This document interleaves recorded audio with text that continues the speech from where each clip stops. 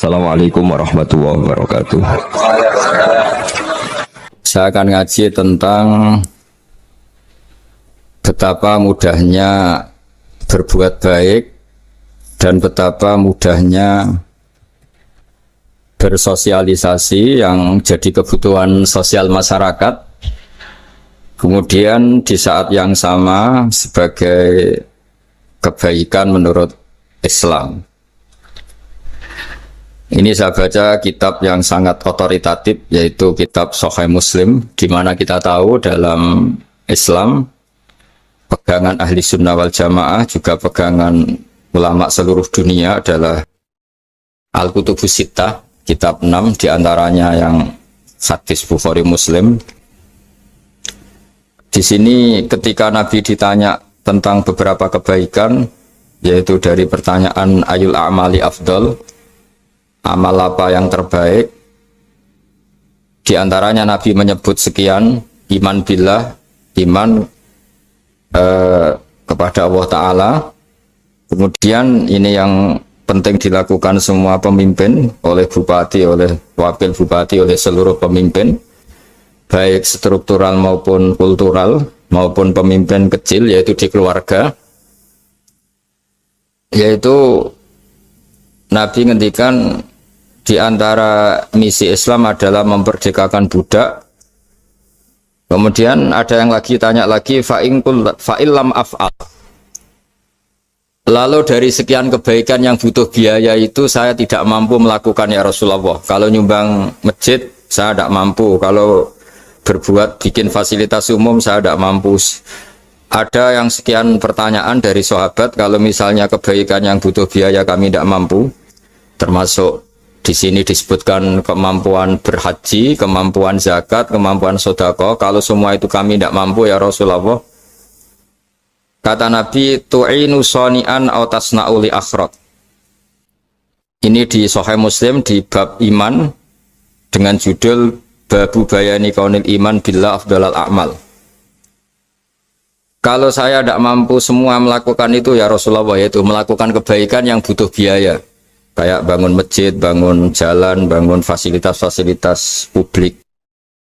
Tu'inu shani'an aw tasna'u li akhraq. Tu'inu nulungi sira shani'an ing wong sing ahli sun'ah, ahli kreatif, atau ahli, kalau orang sekarang itu bilang dia pekerja. Dia pekerja rumahan atau production house atau apa saja. Autas nauli akhraq, atau kamu membantu orang yang tidak punya pekerjaan. Terus sahabat masih tanya, aro'aita indo iftu an ba'dil amal. Kalau semua kebaikan aktif saya tidak mampu melakukan ya Rasulullah, kebaikan menolong orang lain, kebaikan yang bersifat aktif. Jawabnya Nabi, dan ini pegangan saya, pegangan kita semua, panduan dari Rasulullah SAW. Nabi ngendikan, takufu syarroka anin nas fa innaha shadaqatun minka ala nafsik. Ya, saya ulang lagi, takufu syarroka anin nas fa innaha shadaqatun minka ala nafsik. Kamu dalam berislam cukup menjaga supaya kejelekan kamu tidak punya imbas pada orang lain. Ya, ini penting dalam Islam. Jadi kalau tidak bisa berbuat baik, potensi keburukan kita jangan sampai menimpa orang lain. Keburukan itu bisa kejahatan kriminal, bisa kejahatan pidana atau merugikan orang lain, atau kejahatan yang tidak sampai kriminal tapi mengganggu orang lain. Misalnya contoh gampang ini, saya sumpek-sumpeknya sendiri ingin jalan-jalan, main di teman yang di jam kerja. Ini kan sumpek-sumpeknya saya sendiri ingin hiburan, terus wisata atau dolan ke teman yang sebetulnya saat itu dia mungkin ngaji atau kerja atau harus memenuhi kewajiban cari nafkah. Gara-gara nemuin saya, akhirnya dia dikomplain sama majikannya, atau gara-gara nemuin saya, dia akhirnya tidak ngaji sama santrinya, atau gara-gara nemuin saya, dia terganggu aktivitasnya. Itu juga tidak boleh, karena berarti keburukan kita punya akibat pada orang lain. Jadi kaidah dalam Islam itu kalau tidak berbuat baik, potensi keburukan kita ini jangan sampai menimpa orang lain. Sehingga di sini Islam menyarankan uzlah. Uzlah itu nyepi. Jadi misalnya kita baru penat, baru bawaannya itu emosi, baru gak suka kumpul orang, itu ya sebaiknya jangan jalan-jalan, karena di antara kebaikan Islam itu tabassum, senyum, atau talqatu wajhin, ceria. Tapi karena kita mungkin jatuh kredit, jatuh hutang, atau punya masalah keluarga, sehingga bawaan kita itu emosi. Nah, dalam seperti ini sebaiknya uzlah, menutup diri. Sehingga kata Rasulullah SAW dalam zaman akhir, di antara kebaikan itu kamu meninggalkan manusia aktivitasnya, kemudian watadaun nas min syarrik, kamu meninggalkan manusia supaya nggak kena keburukan kamu. Jadi ada momen, ada saat di mana kita mungkin kalau ketemu orang itu bawaannya ingin sengak, ingin ngomong yang nggak enak, atau kita baru penat, itu sebaiknya uzlah saja, mengurung diri di kamar atau isolasi sendiri. Karena bawaannya baru emosi. Nah, ini yang jarang dipraktekkan. Kalau sekarang malah banyak yang saat susah malah bawaannya ingin namam, ingin menvonis orang lain atau ngadili orang lain. Padahal pesannya Nabi, kalau semua kebaikan aktif tidak bisa kamu lakukan itu, takuffu syarra ka'anin nas fa innaha shadaqatun minka ala nafsik. Sehingga keburukan kita, ya saya ulang lagi, keburukan kita yang ingin emosi, ingin apa, itu tidak punya akibat orang lain. Di sini kearifannya Rasulullah SAW, beliau masyhur ngendikan, layak dilqadi wa ghudban. Jangan sampai seorang hakim bikin keputusan ketika emosi, karena bawaannya orang emosi itu pasti nggak terkontrol intelektualnya, nggak terkontrol nuraninya, nggak terkontrol semua sifat baiknya. Itu kalau punya keputusan bahaya sekali. Jika Nabi dari awal ngendikan layak dilqadi wa ghudban, orang yang sedang emosi tinggi jangan bikin keputusan penting. Kemudian oleh ulama diteruskan juga jangan bikin keputusan penting orang yang sangat lapar, atau yang sangat kenyang, atau yang sangat ngantuk, atau yang super sibuk. Jadi hal-hal yang potensi buruk dalam mengambil keputusan itu harus ditinggalkan. Sehingga misalnya bupati atau wakil bupati kalau sedang tidak nyaman dengan suasana apa, nggak boleh rapat kemudian memutuskan keputusan penting. Begitu juga kiai dan semuanya. Nah, ini yang supaya otoritatif. Kenapa saya bawa kitab itu logikanya jelas ya. Kita sebagai dai, sebagai ustadz, atau sebagai mubalek, atau sebagai siapa saja, yang ingin kita wariskan ke umat Rasulullah adalah dawuh-dawuhnya Nabi. Dan kalau kita ngaji tidak pakai kitab, itu sebenarnya umat kita jejali dengan pikiran kita, dengan ide kita. Jangan-jangan ide kita, pikiran kita ini tidak mewarisi pikiran Islam, tapi pikiran kita atau emosi kita. Tapi kalau kita baca kitab, artinya umat ini berhak mendapat apa yang diteladankan dan disabdakan oleh Rasulullah SAW. Tapi kalau kita, itu pasti inginnya itu kita. Misalnya kita Bupati Banyuwangi, mungkin kita akan cerita Banyuwangi dengan asik, tapi bagi daerah lain apa urgensinya bagi saya? Begitu juga kalau kita kiai, mungkin kita akan cerita fadilnya kiai, tapi bagi orang lain yang keutamaannya jadi pekerja, jadi satpam, jadi guru, jadi pegawai negeri yang adil, sehingga subjektivitas kita ini akan tinggi. Tapi kalau kita sebagai kiai baca hadis, maka umat ini mendapatkan panduan dari Rasulullah SAW. Nah, dari sekian panduan itu kata Nabi, jika Anda tidak bisa berbuat kebaikan aktif, maka kebaikan yang harus Anda lakukan adalah potensi kejelekan kamu jangan menimpa orang lain. Makanya saya berkali-kali bilang, saya ini termasuk kiai yang jarang main ke alumni, karena tadi kadang-kadang alumni itu sudah mau kerja di tempat kerjanya atau mau janjian ngantar anaknya sekolah, gara-gara ada saya mungkin semua itu dibatalkan. Sehingga silaturahim itu juga harus dimanage supaya tidak mengganggu haknya orang yang kita silaturahimi. Jangan sampai silaturahim jam 9, saatnya orang kerja, kemudian dia dapat peringatan dari pabriknya gara-gara sering didolani kiainya, itu kan jadi ribet. Atau kiai karena sering didolani terus tidak ngaji, metu tamu terus, itu kan jadi ribet. Apapun itu, sehingga orang itu harus berpikir perilakunya itu tidak punya akibat la doror wala diror. Jangan mengganggu dirinya, juga jangan mengganggu orang lain. Ini oleh Nabi disebut takuffu syarra ka'adin nas fa innaha shadaqatun minka ala nafsik. Sifat buruk kamu itu harus dijaga supaya tidak menimpa orang lain, dan itu berarti menjadi sedekah kamu atau amal kamu pada diri kamu sendiri. Jadi ini penting dimaklumatkan ke semua kita bahwa saat kita tidak bisa berbuat baik aktif, misalnya nggak bisa sedekah, nggak bisa menolong orang, setidaknya keburukan kita tidak menimpa orang lain. Nah, termasuk keburukan yang terselubung adalah kita punya pikiran yang menurut kita ini hebat, tapi bagi orang lain mungkin bahaya. Misalnya kita punya pikiran ingin jadi orang kaya raya yang dermawan. Itu artinya kan pikiran baik karena ingin jadi dermawan. Tapi artinya bayangkan orang lain tuh miskin semua butuh derma kamu. Mana mau orang lain kamu bayangkan miskin butuh derma kamu. Orang lain juga bayangkan dirinya kaya gak butuh derma kamu. Itu namanya kebaikan yang subjektif. Kamu ingin jadi kiai yang ngajarin orang banyak. Oke, itu baik. Tapi kan berarti kamu bayangkan orang lain gak bisa ngaji terus kamu saja yang bisa ngaji sehingga kamu yang ngajarin. Ya sudahlah, kebaikan itu udah usah muluk-muluk seperti itu. Jadi apa yang ditakdirkan kita jadi bupati ya jadi yang baik, menolong pekerja-pekerja yang baik.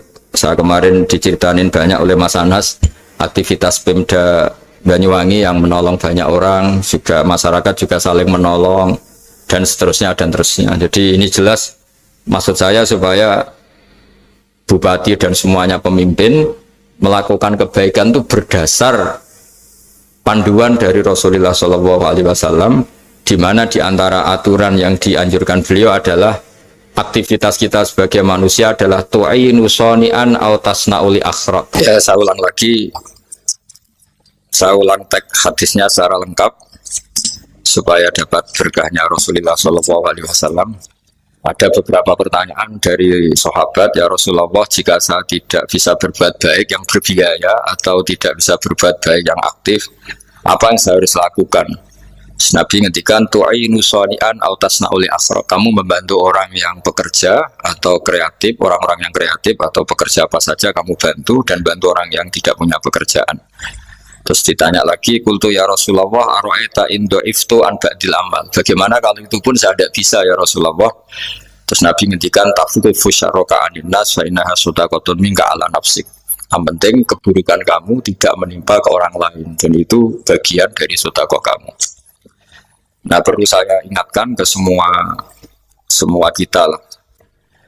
Makanya pentingnya membaca umat Islam dengan ilmu ushul fikih. Saya berkali-kali bilang, jika ada seseorang tidur, itu jangan kamu baca sebagai tidur yang meninggalkan tahajud, meninggalkan sholat qiyamul lail, meninggalkan wiridan di malam hari. Tapi juga bacalah saat itu dia tidak dugem, tidak maksiat, tidak narkoba. Sehingga barokahnya ilmu itu ada respek pada umat Islam yang tidur. Karena tidur itu juga ada fungsi meninggalkan sekian maksiat, sekian kriminalitas. Tapi kalau kita kulino tidak baca dengan ilmu, maka melihat orang tidur itu ya kayak meninggalkan tahajud, meninggalkan wiridan, meninggalkan qiyamul lail, sehingga bawaannya kita ini akan kurang respect. Tapi kalau kita membacanya dengan ilmu, orang yang tidur di malam hari, maksudnya ya sudah sholat isya, itu ada sekian potensi maksiat yang dia tinggalkan. Dia tidak ngerasani orang, tidak adu-adu orang di medsos, dia tidak dugem, tidak meninggalkan. Pokoknya ada sekian kebaikan dalam saat tidur itu. Ini barokahnya ilmu. Tanpa ilmu kita tidak bisa respect seperti ini, karena bawaannya akan, oh ini malam-malam tidak tahajud, tidak wiridan, tidak apa. Tapi kalau kita dengan ilmu, itu akan membaca dengan tidur, artinya orang tidak maksiat, tidak dugem, tidak ngerasain orang, tidak ngata-ngatain orang. Nah di sini sadaqallahul azim ketika ngendikan wa min ayatihi manamukum billaili wan nahar. Termasuk ayat Allah itu orang tidur. Maksudnya tidur yang dengan dimaknai positif tadi, bisa istirahat, bisa meninggalkan maksiat, bisa apa-apa. Nah ini di sini hebatnya Rasulullah SAW ketika beliau memandu kebaikan.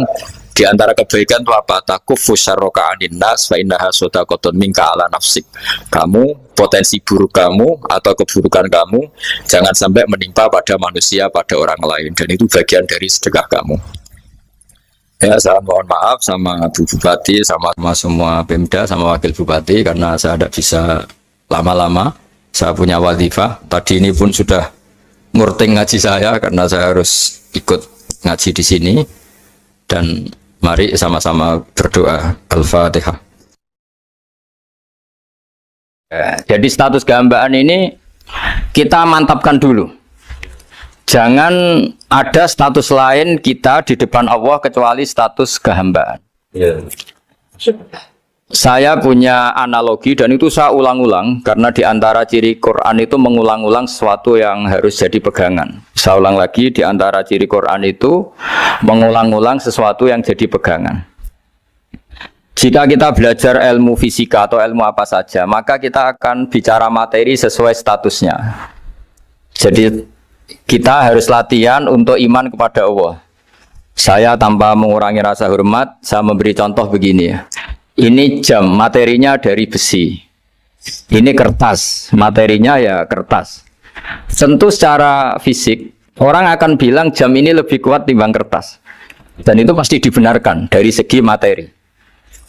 Tapi kalau Anda beragama dan Anda tahu bahwa pengendali alam raya ini Allah Ta'ala, maka kamu akan bilang, terserah Gus Baha gitu. Bisa saja jam ini saya punya niat saya hancurkan, kertas yang lemah ini saya simpan.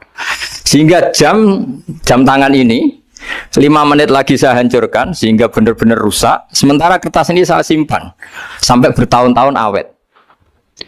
Nah, kira-kira seperti itulah ilmu manusia. Sesuatu yang kita sangka kuat, ternyata Allah punya rencana menghancurkan itu.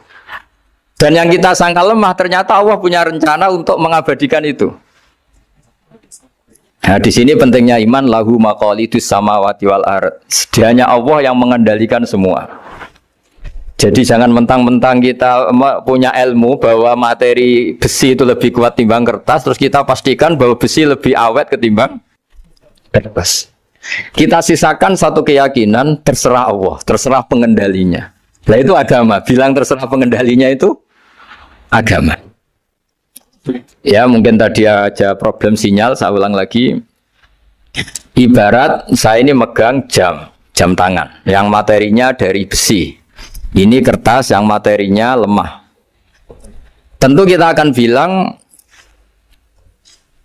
bahwa jam atau besi lebih kuat ketimbang apa? Kertas. Tapi Anda salah. Anda harusnya ngomong bahwa terserah pengendalinya. Bisa saja saya punya rencana menghancurkan besi ini sehingga 5 menit lagi hancur. Dan saya ingin mengabadikan kertas ini, saya simpan di tempat yang aman. Nah, kira-kira agama itu bukan anti ilmu, sehingga agama boleh kamu mengatakan besi ini lebih kuat ketimbang kertas.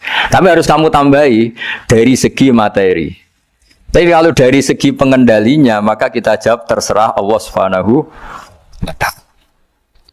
Nah, ini di sini pentingnya beragama. Jadi meskipun Mars itu kayak apa kuatnya, bumi, gunung kayak apa kuatnya, ternyata gunung yang kita kira kuat, ternyata nyimpan magma yang potensi meledak.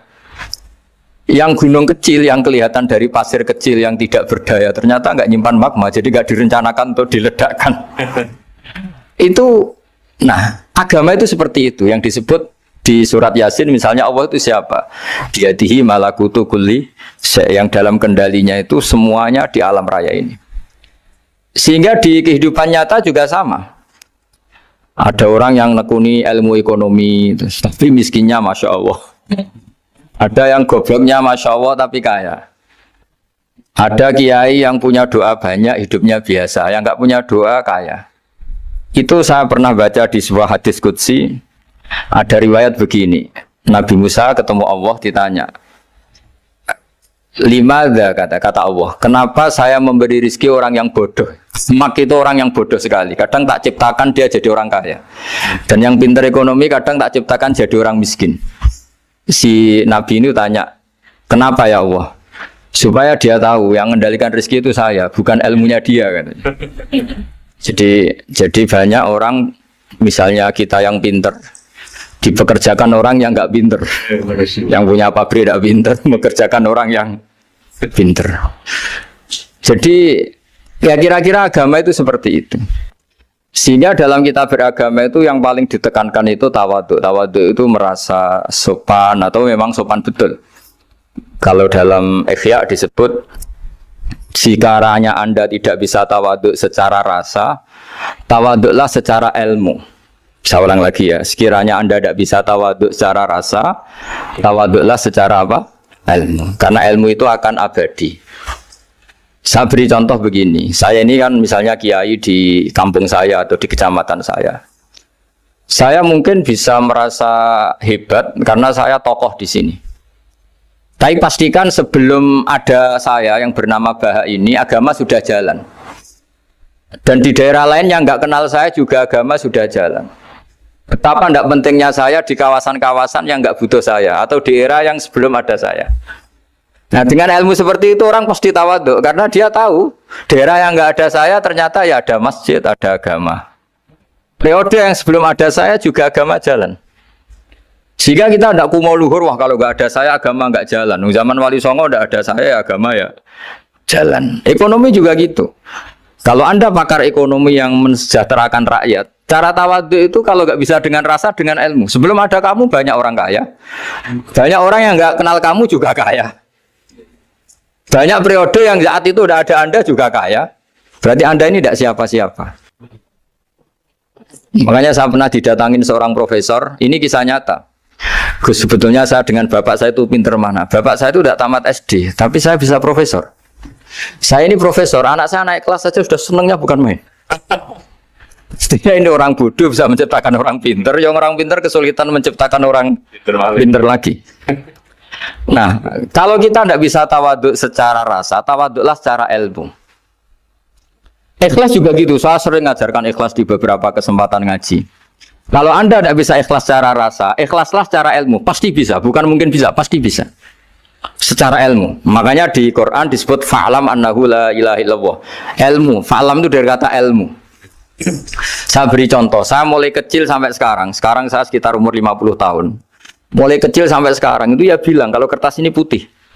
Itu ya ada yang gaji, ada yang bayar, tapi saya selalu bilang kertas ini putih. Yang hitam ya saya katakan hitam, yang merah saya katakan merah.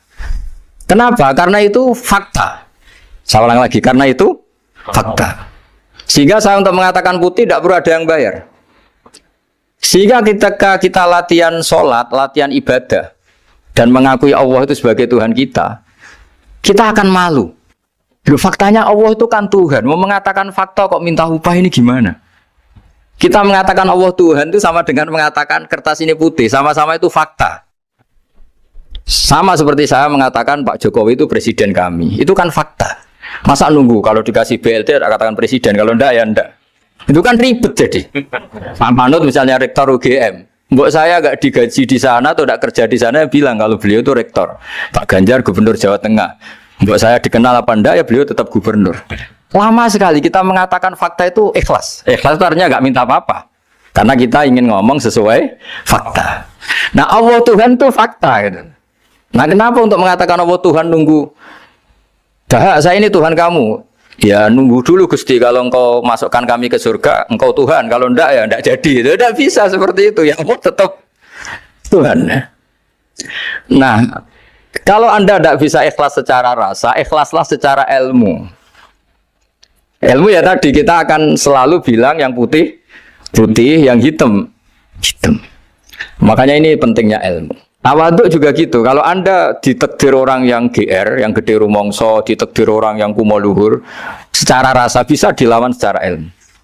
Ada periode di mana sebelum ada kita yang kaya ya banyak, yang dapat hidayat ya banyak, yang terpelajar ya banyak. Ada daerah yang nggak kenal kita, nyatanya pendidikan di situ jalan, sistem sosial baik. Betapa tidak pentingnya kita. Nah ini nanti memaksa kita atau melatih kita untuk tawaduk. Nah dari hikmah ilmu itu kemudian kita minta maaf sama orang lain itu mudah. Karena kita sadar bahwa adanya kita ini problem. Saya sering digojlok orang-orang kaya. Orang-orang kaya itu ya kadang agak kurang ajar tapi nggak bisa dibantah. Begini, pernah tanya saya gini, Gus, saya ini punya mobil mahal, harganya 2 miliar. Kayaknya yang berak pakai jalan raya saya kan. Bisa, bayarnya pajak saya mahal. Sehingga kayaknya paling pantas saya. Yang naik ontel itu kan nggak bayar pajak. Harusnya nggak boleh pakai jalan gitu sih. Terus saya bilang, mbah-mbahnya yang naik ontel itu pejuang, bapak kamu enggak kata saya. Kamu enggak warisnya kata saya. Artinya ada teori dalam kitab hikam itu kitab tasawuf dalam pesantren. Itu kebaikan saja di soal.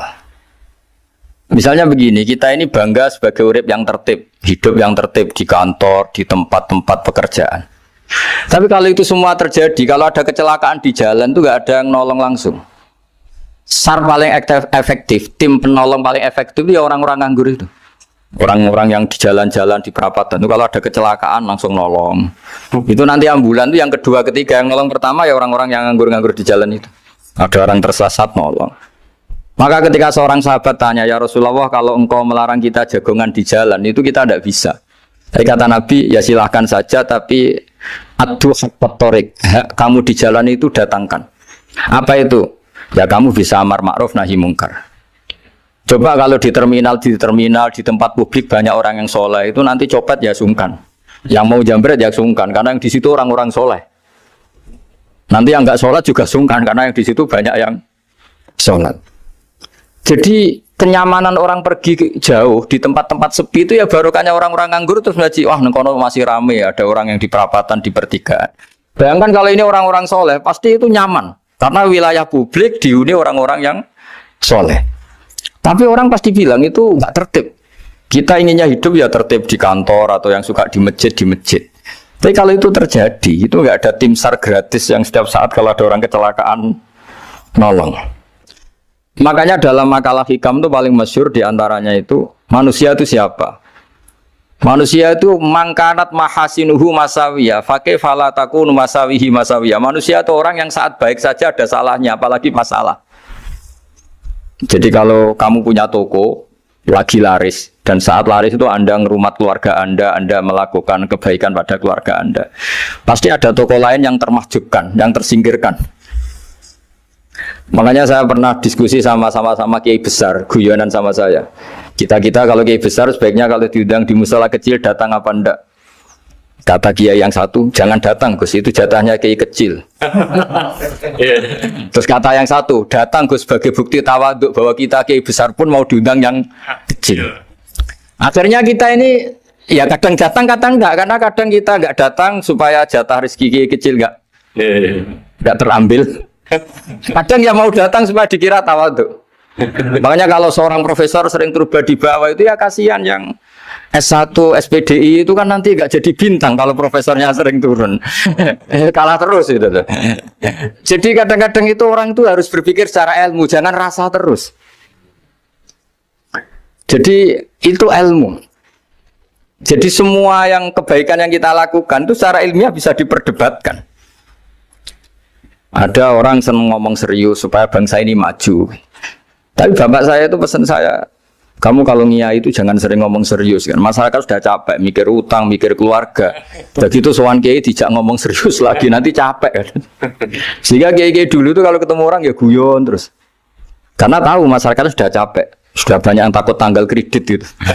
Sudah takut tanggal kredit, takut problem sowan kiai diancam neraka lagi, itu kan ketakutan berkali-kali. Jadi makanya ini kan kebaikan itu dievaluasi karena kita tidak nabi, tidak wali. Jadi kalau kata hikam itu apa yang Anda kira baik itu ada masalah, apalagi sedang masalah. Saya sering cerita ada orang suami istri harmonis sekali. Itu tanyakan ibunya, pasti mulai gak peduli dengan ibunya karena terlalu harmonis dengan istri. Tapi itu pasti bukan mungkin lagi. Jadi jangan tanya istrinya, tanya ibunya. Oh, jok nikah lupa saya. Ngalor ngidul sama istrinya. Tanyakan temannya. Wah, itu jok nikah lupa temennya. Tapi yang baik sama teman, tanyakan istrinya. Jatah belanja untuk ngopi. Begitu terus itu. Jadi siklus sosial itu. Nah, di sini pentingnya saling minta maaf karena dalam kebaikan kita pasti ada kesalahan. Ketika karir kita baik di pemerintahan maupun di kampus, pasti dengan sendirinya ada yang agak tersingkirkan. Meskipun itu sudah hukum alam, tapi apapun itu kita harus minta maaf. Makanya banyak, saya sering cerita berkali-kali, dulu itu ada dua nabi yang seangkatan. Itu luar biasa debat ilmiahnya, tapi debat baik. Mulai dulu ya ada polemik itu ya mulai dulu ya ada. Yang Nabi Yahya itu suka berkawan orang-orang soleh. Kalau ditanya, kenapa kamu berkawan orang-orang soleh? Ya enak lah, karena berkawan orang soleh. Yang Nabi Isa sering berkawan orang-orang yang nggak jelas. Ditanya, kenapa anda suka berkawan orang-orang yang nggak jelas? Innama ana tabibun udawil mardo. Nabi dan kiai itu ibarat dokter, ya tentu menyembuhkan yang sakit. Kalau anda seorang dokter pasti neliti daerah-daerah pandemi, masa neliti daerah sehat? Nah, jadi dulu bapak wasiat ke saya gitu, kau nak jadi kiai kok bengkel, jadi kiai itu kayak bengkel. Kalau nggak siap dadani orang nggak jelas ya jangan jadi kiai kan. Itu ya, tapi kan masalahnya kita sendiri solehnya pas-pasan, takut terkontaminasi. Jadi yang jelek bukan jadi baik, kita yang baik jadi jelek. Nah itu kan mulai dulu ya polemik sejauh mana kita punya kekuatan untuk tidak terpengaruh yang negatif. Yang negatif terpengaruh kita menjadi positif. Jadi ini cerita-cerita sawalan bahwa dalam kebaikan kita itu ada kesalahan. Maka kita tetap istighfar, tetap saling minta maaf. Dulu bapak saya kalau diceritain ada seorang kiai sampai sepuh jadi imam masjid, istiqomah sekali. Dulu bapak saya itu guyu. Ya istiqomah, tapi wong liya terus ra iso dadi kader. Jadi calon-calon kiai ini sudah putus asa karena nggak pernah punya kesempatan jadi imam. Jadi di balik istiqomah itu ya ada memahjubkan orang lain. Makanya alhamdulillah di Indonesia itu ada pegawai pensiun. Kalau enggak habis itu. Karena yang anyar-anyar itu mesti ini kurang pengalaman, ini kurang senior. Tapi baru kan ada pensiun kan gantian. Tapi masalahnya di dunia kiai itu udah ada pensiun. Tambah sepuh tambah mantap, tambah sepuh tambah mantap. Nah itu sebaiknya ya mulai mundur-mundur sedikit dari imam masjid itu. Ya nyari-nyari yang lain lah supaya ada kaderisasi, ada. Jadi intinya itu di balik kebaikan yang kita lakukan pun itu ada masalah sehingga kita butuh istighfar. Di sini pentingnya dawuhnya para wali-wali, dulu ada istilah wastighfaruna yahtaju ilal istighfar. Ketika kita minta maaf, sebetulnya minta maaf sendiri itu butuh minta maaf lagi. Minta maaf lagi itu butuh minta maaf lagi. Misalnya saya dengan Mas Hilmi ini akrab, pernah pakai uangnya misalnya. Itu kadang kita bayar itu malah tersinggung, kok kayak orang lain saja bayar. Minta maaf juga gitu, kalau kamu punya teman akrab terus minta maaf resmi itu tersinggung, kayak wong liya ae jaluk sepuro. Jadi kadang jaluk sepuro itu malah masalah. Itu kan sama, kamu punya teman akrab terus kalau mau main assalamualaikum saged masuk nopo boten, angsal boten, boleh enggak main, itu mesti teman kamu tersinggung, kok kayak orang lain saja. Artinya ketika Anda merasa benar karena protokoler ketika masuk ke teman, ternyata itu salah. Teman kamu maunya enggak protokoler karena sudah akrab. Tapi ketika kita merasa akrab, ternyata selonang-selonang dianggap problem, kita tidak pernah tahu. Nah di sini kata ulama-ulama, minta ampun itu kebutuhan manusia karena dalam kebaikan kita pasti ada kesalahan. Makanya disebut wastighfaruna yahtaju ilal istighfar. Kita selalu diajari Rabbana dzalamna anfusana, ya Allah kita ini selalu mendolimi diri kita sendiri. Jadi saat kita baik pun ada unsur kesalahan. Yaitu tadi, kalau Anda jadi orang pasti ada yang termahjubkan. Kalau Anda kiai besar atau profesor atau pejabat turun ke bawah, ya kalau gubernur turun terus ya bupati gak jadi bintang. Kalau saya kiai besar misalnya turun terus ya kiai kampung itu ya kasihan. Yang saya pernah diundang Manakipan tidak datang itu kiai kecil bilang matur nuwun Gus gak teko. Aduh iwake gak untuk saya katanya. Barokahnya saya ada itu lucu ya, matur nuwun betul. Matur nuwun Gus jenengan gak dugi jadi. Akhirnya jatah besarnya untuk saya. Nah, tapi yang punya rumah komplain. Gus udah ngeratau teko PP aku wong cilik.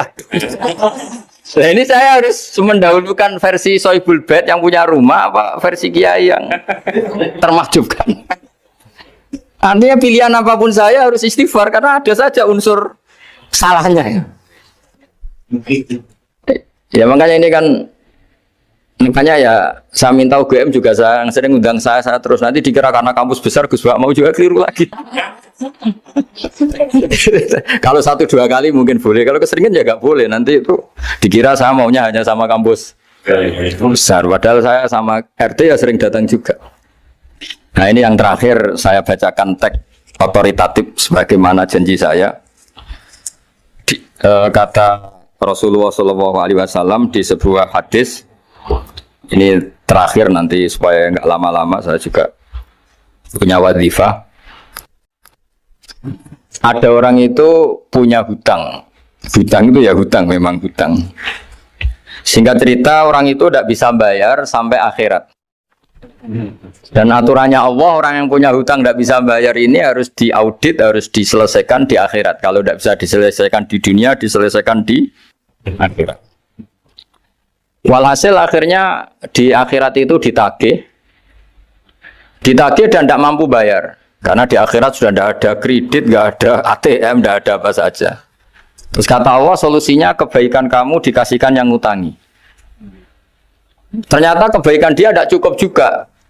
Bayarnya apa? Kejelekan yang ngutangin dikasihkan yang utang. Kayak apa celakanya? Kebetulan yang ngutangi salahnya buahnya, ini kan repot. Tapi Allah itu tidak suka kalau ada orang mukmin yang satu saudara kemudian masuk neraka karena saudaranya ini. Kata Allah, jika ini masuk neraka berarti disebabkan komplain atau ketidakikhlasan temannya yang mukmin. Masa orang mukmin menyebabkan mukmin yang lain masuk neraka? Allah tidak ingin. Makanya diantara nikmatnya beragama itu ukhuwah, persaudaraan. Baik persaudaraan atas nama iman atau atas nama kebangsaan atau atas nama kemanusiaan. Akhirnya si yang ngutangi ini tadi, jangan dibahasakan kreditur, nanti kita kayak bangunnya yang ngutangin nanti. Ya bahasa gampangnya yang ngutangin, karena tidak semua orang ngutangnya sama bank. Sama Allah ditunjukkan satu surga yang luar biasa. Nanti tak baca teks Arabnya ya, supaya dapat berkahnya bahasa Arab. Terus saking mewahnya surga itu, si yang ngutangin tanya, ya Allah itu untuk nabi siapa? Karena semewah itu pasti untuk kelas nabi. Atau untuk wali siapa? Katanya, terus kata Allah, sabda Allah, untuk siapapun yang mampu membeli. Lalu siapa yang bisa membeli surga semewah itu? Kamu bisa. Terus dengan apa ya Allah? Kamu mengampuni teman kamu itu. Kamu bebaskan dari utangnya. Nanti tak kasih surga itu. Terus akhirnya sama Allah, kata orang itu, ya Allah saya bebaskan. Ya sudah, kamu berdua masuk surga. Karena Allah tidak ingin ada kasus aneh. Dua orang mukmin ini kan bersaudara. Masa bersaudara kemudian yang satu menjadi penyebab masuknya neraka karena ini tidak mau memaafkan. Artinya kalau kita syawalan itu harus benar-benar mau memaafkan, karena kalau tidak Anda menjadi penyebab teman kamu masuk neraka. Jadi kita janganlah jadi orang mukmin yang menjadi problem bagi saudara kita. Jadi makanya saya itu berharap ada wali utang saya tidak bisa bayar, karena ini masih dibela-belain Allah ini. Karena Allah nggak ikhlas kalau ada walinya masuk neraka. Jadi kalau ada wali utang kamu, itu utangin saja, doain nggak bisa nyaur, no? Nggak bisa bayar. Nanti ini akan dibela-belain Allah di akhirat. Karena wali ini nggak pantas masuk neraka. Ya, jadi kalau ada wali utang kamu mau bayar, sudah Anda tidak usah bayar, nanti di akhirat saja. Lah yang ribet kalau yang kamu utangin dia ahli neraka, kamu nagihnya disuruh masuk neraka. Nah, itu ribet itu. Sudah utang dia ahli neraka. Ya, mugi-mugi dapat barokah semua. Mantu dengan kata, wassalamualaikum warahmatullahi wabarakatuh.